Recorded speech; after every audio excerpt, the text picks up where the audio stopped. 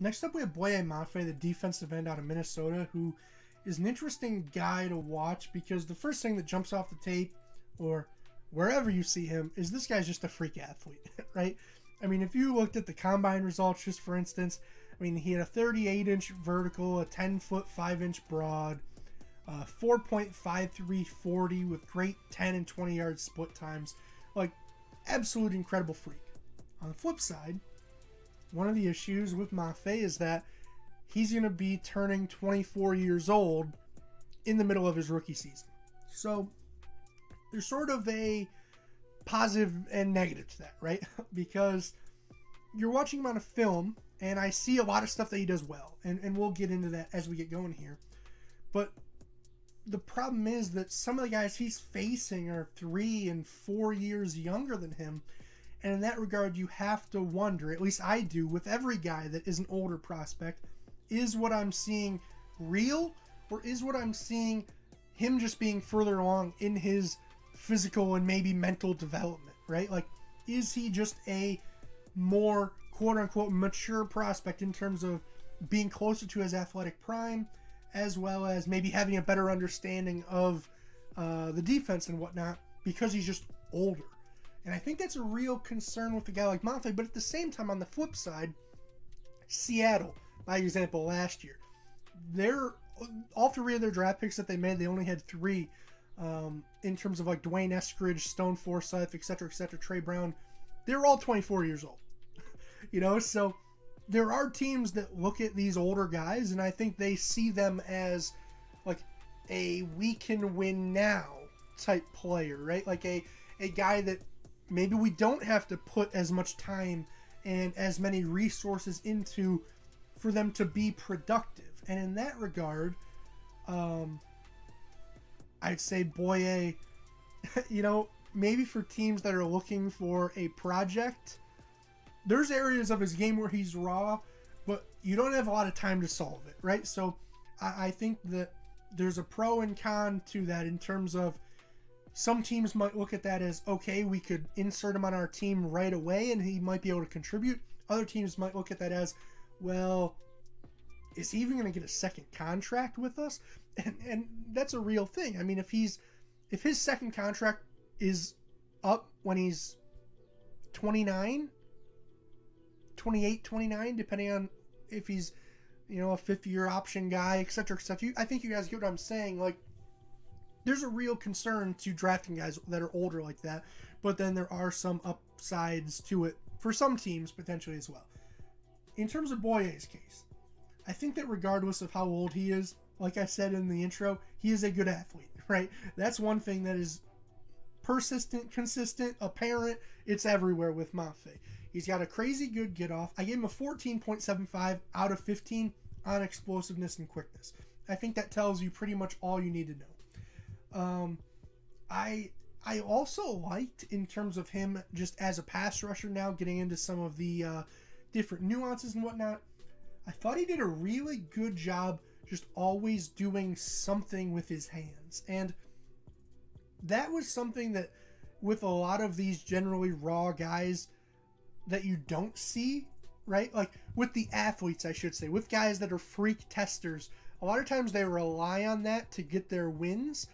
And I have to say I was pleasantly surprised by how Mafe used his hands. Not always the most effective, but he was always doing something. Some sort of club, some sort of swipe, some sort of swim. And I thought it just put him in a good position more often than not to make a play, if that makes sense. I thought that in terms of his bend and flexibility, you know, it wasn't quite as impressive as you would expect. You know, looking at all those numbers I gave, you'd expect that this guy could just bend in a circle, right? But not quite as impressive as I thought. Maybe needs an extra step or so to be able to clear the tackles, hips, and get to the quarterback. But he's still solid. I gave him a 12.25 out of 15 in that regard. Where I think a lot of people are really docking Boye is in terms of his ability to play against the run. And I get it because he's really light, right? He's only 265-ish pounds. He actually came in at the combine lighter than that, 261 pounds. But I thought he did a decent job in terms of his hand placement, in terms of just shooting his hands into the chest of the offensive tackle and trying to get as much extension as possible and make their job as tough as possible when they're trying to motor you off the line of scrimmage. And I thought he did decent there, and I thought he put up good fight there. And, in terms of setting the edge, I didn't think he was bad, all things considered. I thought sometimes while setting the edge, he would realize, this play is coming towards me, I have to force it back inside, right? The wheels were turning, and you could see it in terms of what he was doing on the field. You could see him trying to set the edge, but in doing that, sometimes what he would do is, widen out too much, in trying to keep that outside hand free and get to a point where he could make a tackle on the edge. He was almost giving stuff up on the inside in, say, the B gap, and he was making his D tackles and linebackers' jobs harder. So I gave him a 10.5 out of 15 in that area, in that respect, anchoring and edge setting. I already mentioned the hand placement as a run defender. I thought it was better than I expected, so I actually gave him a decent grade for block deconstruction. When I say block deconstruction, I'm talking about generally your ability to stack and shed as a run defender in terms of shoot your hands into the chest of the offensive lineman, bench press them off if you create enough space to where while you're looking in the backfield with your eyes, trying to find out where exactly the ball is going, you're able to have that space to then shed with your hands and then accelerate off and hopefully make a tackle. He's got that first part down decently well in terms of the stab. He's got he's got a pretty solid motor, so he'll get off at times, but he's just got to put it together a little bit more. I think for him the tough part is the extension. I don't think he's necessarily the strongest guy in the world. So a lot of his wins, rather than being these great technical training tape plays, it's more a stab and then kind of shimmy off later in the play and hope to get in on the tackle, right? And that's not really consistent if you want to be a good playmaker against the run. I didn't quite see that ability popping on tape, if that makes sense. Similarly, I thought his finishing and tackling was a little bit less than what you'd hope for, partially because of what I just said. But then even when he was trying to tackle, it felt like sometimes with these athletic guys, they almost have to tempo down, or else they're going to be a little bit too reckless with their attempts to bring other players down. And I thought Boye was sometimes victim to that as well. I thought that his leverage I put was fine. I gave him a 3.25 out of 5. It wasn't anything to write home about, but even on plays where he did have good leverage, he could still get eaten up in the run game because of that weight and that play strength and ability to anchor, if that makes sense.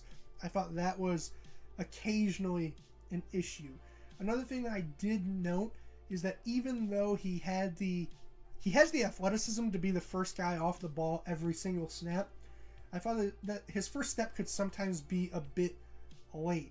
And I didn't know if that was due to, say, what they were asking him to do on this Minnesota defense. I know sometimes they were dropping him in coverage. I probably wouldn't have him doing that at the next level. But, I just wonder if there were too many responsibilities at times. Or was it just the fact that early recognition in terms of, is it a pass rep? Is it a running rep? Maybe that was slow, and that's what I was perceiving as an inconsistent get-off. Not 100% sure in that regard, but there was something there that, the 4.5, 40-yard dash guy isn't looking like that every time off the snap. That was, I don't want to say a problem, but it was something to note, right? Because, his 10-yard split, for example, at the combine was a 1.56, which is one of the best that you will ever have out of a defensive end edge rusher combo, right? I know some people might think he's better as a stand-up outside linebacker. I can see that as well. But in terms of that initial explosion, the acceleration, 1.56 is incredible. I just wish that he had more clean get-offs where we saw that, if that makes sense. And then otherwise, I gave him a 3 out of 5 for size, which might have been a little bit too generous in all honesty looking back at it. And I gave him a 4.75 out of 5 on athleticism because, like I said, I mean, he's right there. It could probably easily be a 5, but I just thought it didn't quite translate as much as I would have liked it to on the field, if that makes sense. And that's, for the most part, all that I have here in my notes. Just a couple other small things, again, about his hands, and I'd like to see him try and counter a little bit quicker. I put that in his motor grade to an extent. I didn't necessarily give him the highest motor grade, but it was kind of in par with some of his peers. Otherwise, it was really all I have on Boye. I thought he was a good player with, it's tough to say good upside, because I think when I say that, you're expecting growth, and I don't necessarily know how much room for growth. Let me backtrack. There's room for growth, but I don't know with him at this point in his development if it's realistic to anticipate growth. Does that make sense? Hopefully it does, because there's certainly things he could improve on across the board almost. But I think that I think that despite that, I don't know if there's a high chance he improves on him, because unlike say Thibodeau, who is 21, right? Like a lot of those other defensive end prospects at the top of the draft, they're just turning 21 years old. He's going to be turning 24. So there's just a distinction there. I think there's not a huge distinction always in their tape. I think there's flashes of Boye being a very quality player. And if you were a team at the end of the first round who, you know, those are the good teams, right? If you think, hey, let's get an edge rusher who can get after it a little bit, I wouldn't necessarily think that's the craziest thing in the world. So I have him graded as a second rounder, as you can see. But if he went in that, you know, the last bit of the first round there, I wouldn't necessarily be opposed to that. And with that being said, if you enjoyed this video, hopefully you're not opposed to leaving a like, leaving a comment, telling me your thoughts about it, and then subscribing so that way you're always in the loop with future uploads. Because for today, that's all I have for you guys on Boye. I'm mic'd up now. I'm mic'ing out. Peace, guys. I'll see you next time.